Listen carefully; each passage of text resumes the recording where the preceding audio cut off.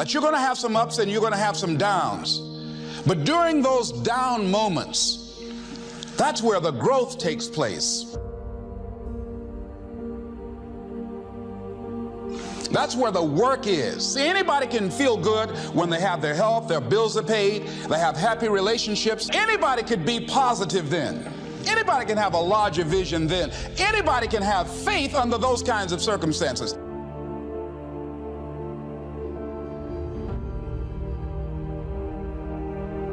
The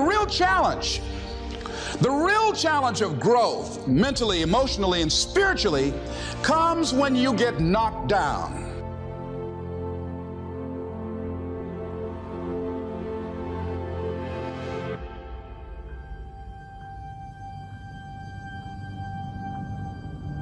Now, their willpower is working probably very well, but it is directing them toward the expression of the old unwanted image that they're still emotionally involved with. See, the old image is being expressed through their behavioral patterns that'll cause the repeated manifestation of the old image.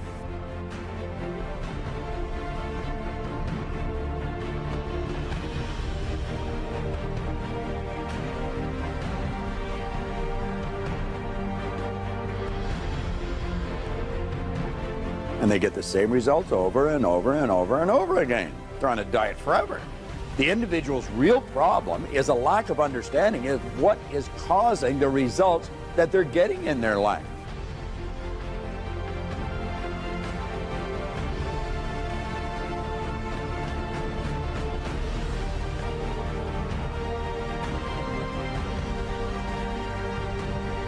Results they do not want, the results they're attempting to change.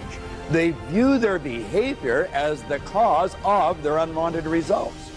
And they repeatedly attempt to be persistent in changing those behavioral patterns, but fail time and time again.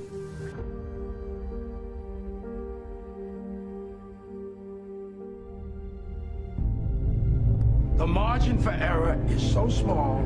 I mean, 1/2 a step too late or too early, and you don't quite make it. 1/2 second too slow, too fast, you don't quite catch it.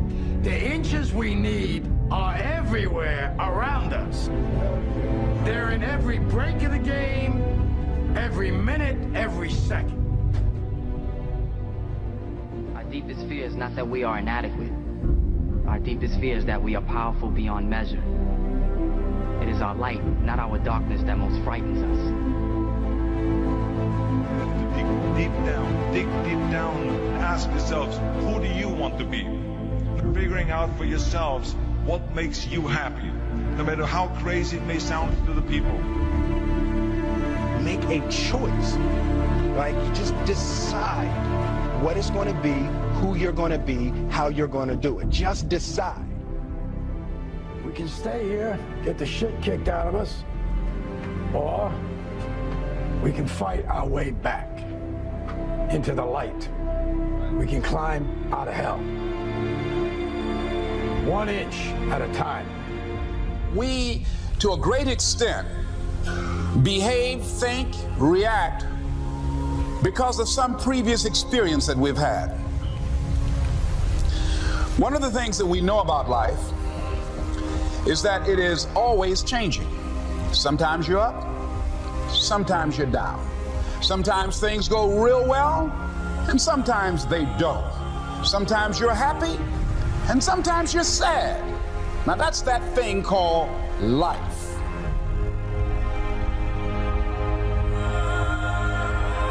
But you're going to have some ups and you're going to have some downs. But during those down moments, that's where the growth takes place.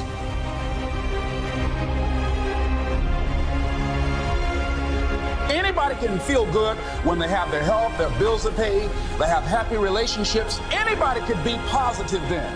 Anybody can have a larger vision then. Anybody can have faith under those kinds of circumstances. The real challenge of growth, mentally, emotionally, and spiritually, comes when you get knocked down.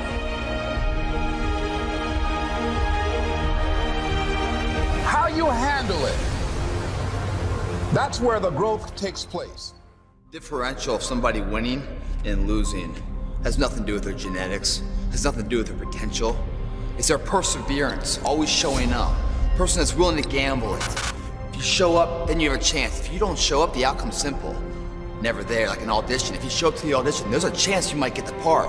If you're too scared to show up and you sit back at home, wondering what if and everything else, no one in hell is gonna call you an opportunity because you weren't present. The winners always show up. They're willing to lose in order to gain.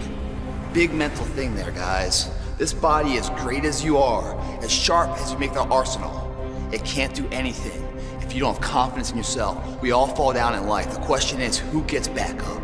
You go after and you give it all you have. If you lose, at least you tried, man. I failed. It's 10 times more of a man than someone said, what if? Because what if never went to the arena. When you guys find a fear, that fear will either create you or destroy you. I love fear, and the reason why, behind every fear is the person you want to be. Fear is self-imposed, meaning it doesn't exist. You create it, you can destroy it too. It's an intangible. If you face your fears, guys, you will realize it's not that big. And once you face it, you go, oh my God, man, I spent all this time running from it. It was so small. If I just faced it, my God, not only did I face it, I beat it back, energy's never lost, transferred. That negative energy, that fear, is destroyed. It comes back in as confidence. You're like, what else am I capable of? What else am I holding my back from that I'm capable of more? What am I running from I don't need to? What else can I overcome? You face your fears, you become the person you want to be. You run from your fears, you're not living.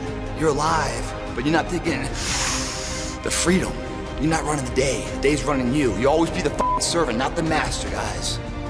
If you find a fear, the quickest, the easiest way you can beat it is initially, right when it comes in.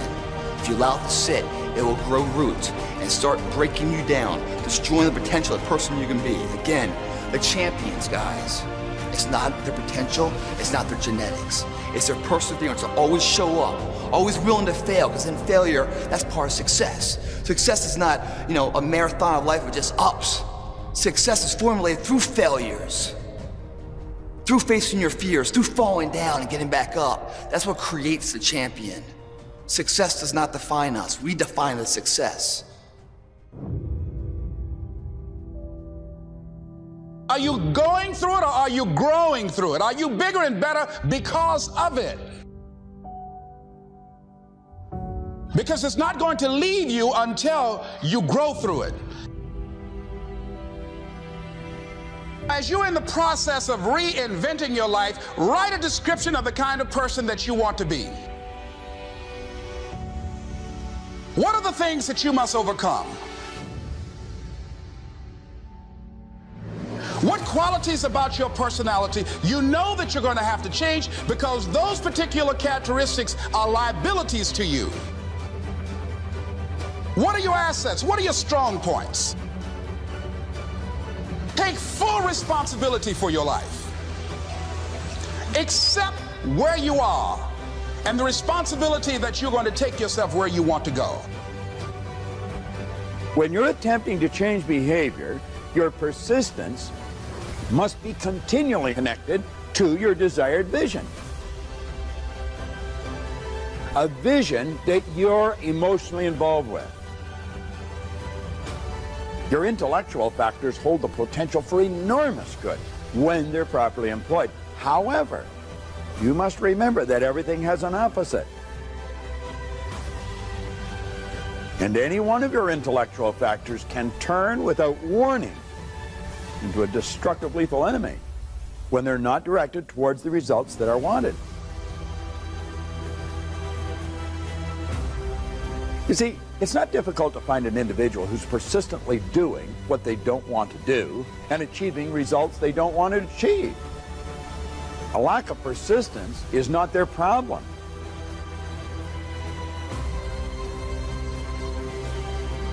How they're using their persistence is. Ignorance and paradigms are the enemy that we must defeat. Everyone is persistent. Our objective must be to put persistence to work for us rather than against us. And you can either let it destroy your life or you can build upon it. You can decide that you're going to stand up to life. You can decide that I'm going to live each day as if it were my last. You have the power to make that decision.